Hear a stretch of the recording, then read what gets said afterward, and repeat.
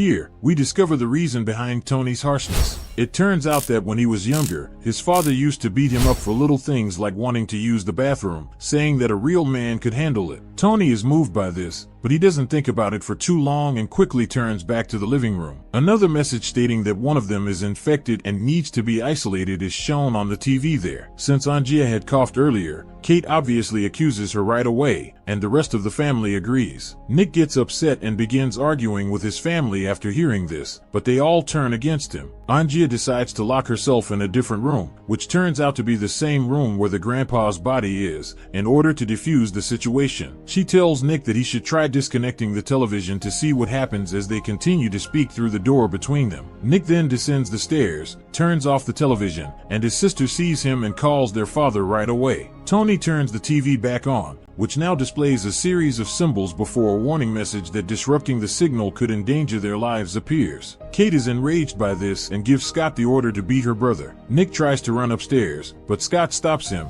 and the two start fighting on the stairs. Kate, who was standing right behind them, is unintentionally struck during the mayhem, causing her to fall from the stairs and break her leg. Everyone rushes to her aid when they see this, but Scott freezes in disbelief. The TV also briefly shows a message when he looks at it. "You are visible to me," because Kate is bleeding profusely and her bone has popped out of her leg.